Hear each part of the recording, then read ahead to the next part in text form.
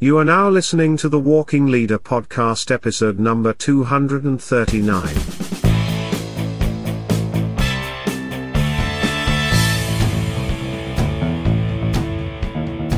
Welcome back to another action-packed episode of the Walking Leader podcast. As always, I am your host, David Guerra, author of The Walking Leader.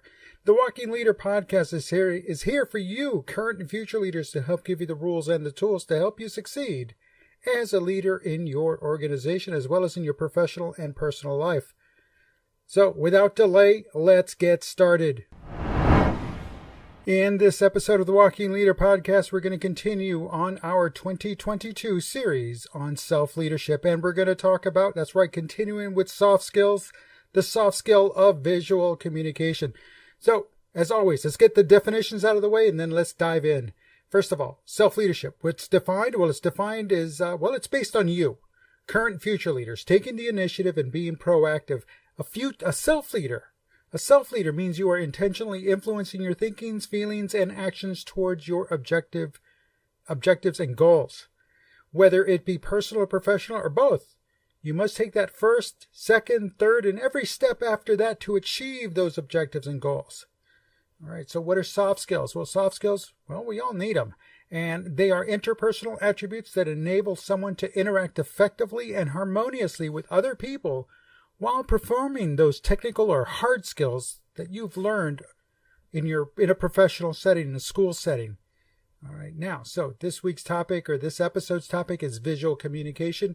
And the Wikipedia entry for visual communication defines it as, quote, the use of visual elements to convey ideas and information which include, but are not limited to, signs, typography, drawing, graphic design, illustration, industrial design, advertising, animation, and electronic resources, end quote.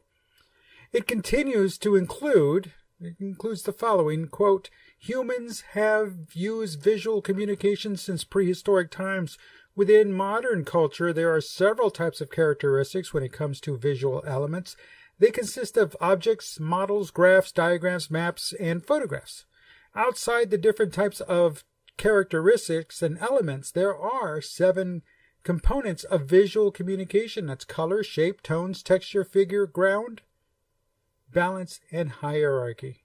Well, that's a lot. That's a very detailed definition, without a doubt. So why is the soft skill of visual communication so important? Well, like storytelling and verbal communication, the use of soft skill is important when it comes to properly and effectively conveying your message as a leader or an up-and-coming leader.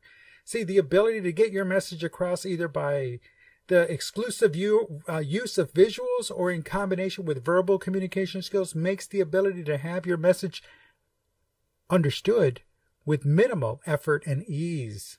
So it's a good thing. Now, typically, when used in combination with other communication forms, visual communication is always enhanced, because anything we can do to enhance it, the better in ensuring that our message is understood.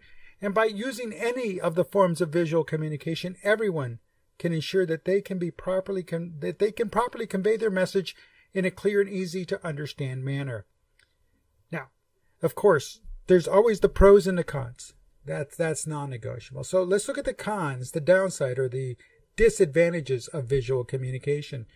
And from the Business Concy blog, and of course the link is in the show notes on daveguerra.com, and go to the podcast and go to this episode 239. And that Business Concy blog has a great entry titled, quote, the 5 limitations or disadvantages of visual communication, end quote. And so I'm going to talk about that. I'm just going to go ahead and read what they're presenting, and it's really good stuff. Number 1, problem of presentation. All topics or subject matters cannot be presented through visual communication. Plan, policy, systems, rules, order, and recommendation of an organization cannot be produced in terms of visual communication. See, some of it might just have to be conveyed. Leadership has to stand up there and speak. But then again, technically speaking, or attending a speech is a form of visual communication. Number 2, brevity. That's a disadvantage. Complete and detailed information cannot be displayed through such communications. Therefore, the whole concept or idea may not be understandable if visual communication is used clearly. So in order to be brief, to have some form of brevity, it works with having multiple communication methods in place. Number 3, need for efficiency. Drawings, graphs, charts, or symbols may not convey any message to the general people in certain situations. So again, that basically comes down to, well, you want to be efficient, and you have corporate speak, or you have, industrial lingo that you use, but it's not enough for the general public. So again, the website continues with, special knowledge and efficiency are required to deal with visual communication. In such a case, for the example, the drawing of a building, the sketch of a bridge may not be clear to the general people, but engineers and technical persons can easily deal with such situations. So see, there's that lingo, that technical jargon. Number 4, more cost involved to use graphs, pictures, charts, drawings, cartoons, and sketch are not cheap. Well, they're getting there, but they're still not cheap because you still have to invest time to learn how to do that. And of course, all these require various tools and techniques, which are costly, and time is costly, folks. The wrong decision, number 5, the wrong decision. Sometimes information displayed in terms of graphs and charts or table may be in the wrong order. So again, be careful. Now, what's the upside? What's the positive? What's the advantage of what are the pros of visual communication? And again, also from the Business Concy blog is another entry that falls in line with the pros or advantages of visual communication. Number 1, effectiveness. The person who is illiterate cannot be communicated using written media, but graphs, figures, pictures, or charts can be used to communicate with such a person. Number 2, importance to make analytical and technical subjects clear to the audience. Visual communication is second to none. For example, an analysis of a price of a product and the respective demand can be explained in terms of graphs and charts. And that is true. Less time. The higher officials or executives may have less time to go through the details. They can be more familiar if they are communicated in the terms of visual communication. Now, prompt design. Prompt design. To make decisions quickly, top management relies on various tables, graphs, charts, figures, and maps. So timely decision is possible if the visual communication is present, if it's there. And complementary. In many situations, visual communication is used as a complementary tool to written communication. So there it is, using a wide variety of tools. Now, what are some of the various forms of visual communications? And we talked already some of them, mentioned them in the definition and of course in the pros and cons. But the Simplicable.com website shares an article titled The 7 Examples of Visual Communication, and in that they mention emotion and humor, that which can convey these emotions. Identity, logos, or anything that represents your personality, your culture, your social status. Concepts, communicating ideas without words. Definitely visual. If you can do that, you've got it. Visual clues, conveying how things work. Data, if you're sharing data through a visual means. The visualization of data such as on graphs, charts, so on. Information and knowledge, guides, maps, diagrams that illustrate complex information. Blueprints, that's definitely. All right. Now, art. Things can be designed to be visually appealing. And yes, art is most definitely a visual communication method. So, now let's take a look at the 7 habits of highly effective people and how to use them when it comes to visual communication. And again, it's pretty much just like verbal communication. And again, of the 7 habits, I believe the following 3 also apply here. 1, being proactive. So you're understanding your audience. Seek first to understand, then to be understood. Habit number 5. So you're getting to learn them, and then you can present to them. And of course, number 7, sharpen the saw. And as always, that habit is non-negotiable. It's present in everything you do. You should always be working to hone your craft, sharpen your skills. And in essence, what you're doing is building a path to clear communication and understanding. And that's a good thing, folks. That's a good thing. Now, how and when to use visual communication? Well, I've already alluded a little bit to this in the 7 habits, is read the room, understand your audience, know who they are, and also when to use visual communication when verbal or written communication is not enough. Be prepared to deliver some charts, graphs, something to reinforce what you're saying or something to make clearer what you are saying or what you're trying to say. Know your message, definitely. Go in there knowing what the message is you're going to convey and understand how you're going to convey it. And of course, tailor the message to your audience, understand them, get to know them, work with them, and realize, hey, this group, they don't need to know the intricacies of building a bridge, but what they do know is why the bridge, what they do need to know is why is the bridge being built? And how long is it going to take? And what else is involved without being into the civil engineering intricacies of it. But then again, if you're presenting to civil engineers, you better have that under control as well. Now, what if visual communication fails? If it fails, it fails. And guess what, folks? At one point or another, it's going to fail. But take that as a moment or two or more to learn from that. Why did it fail? What went right? What went wrong? What could have been done better? What should not have been done at all? What should not have been presented? What needed more attention before presenting? It's out there. But ask yourself those hard questions and answer the hard questions. The cold, hard truth is the only way you're going to get better.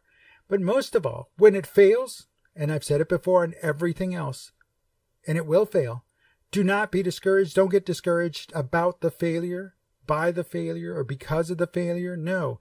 Get back up again. Start all over again. Just do it. It'll work.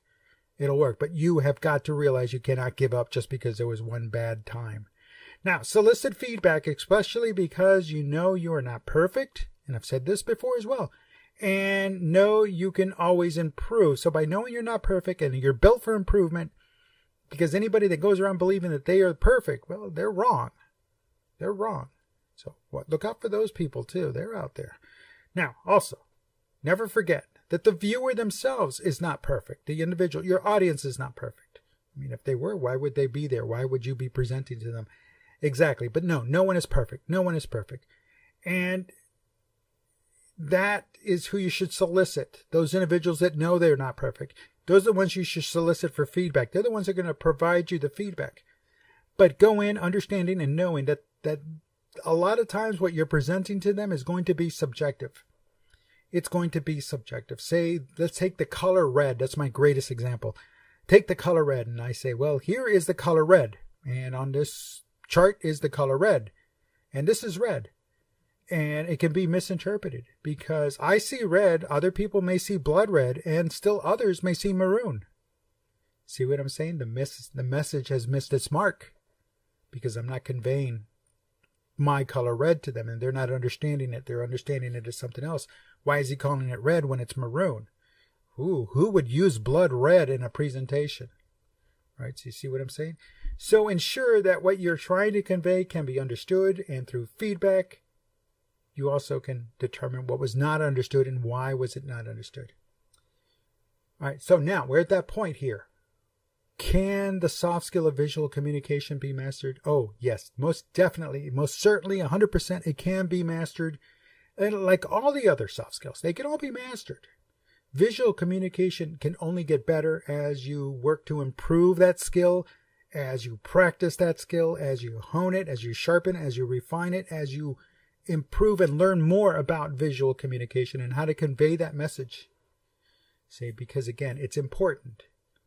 Because by doing that, visual communication along with written and verbal communication, you're setting yourself up to lead others in a better way. You're setting yourself up to continue to lead, motivate, and inspire others well into the future.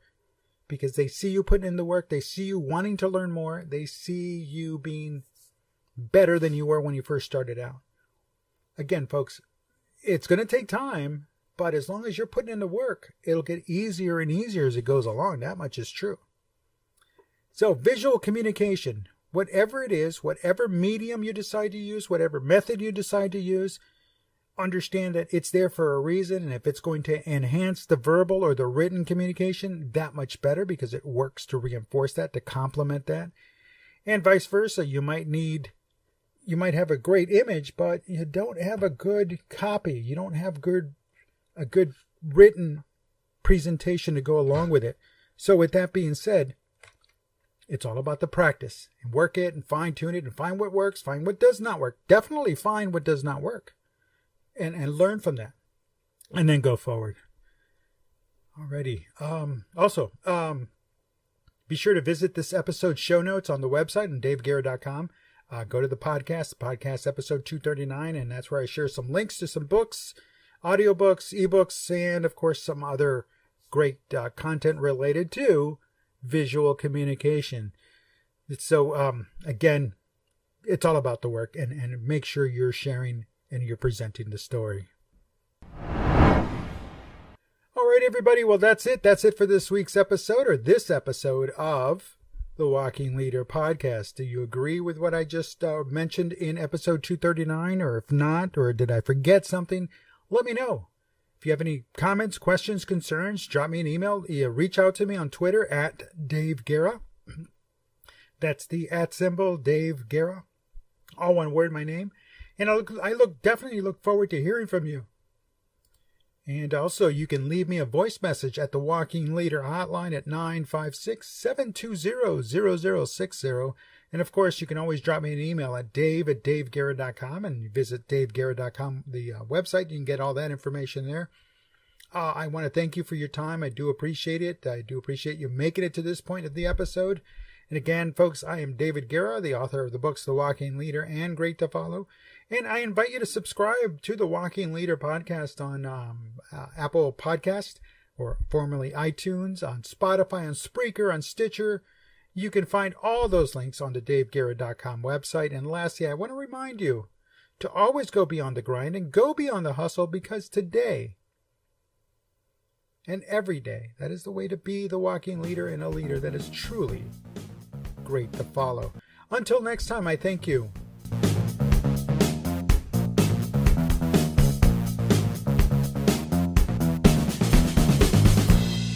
The Walking Leader podcast is a David Guerra presentation.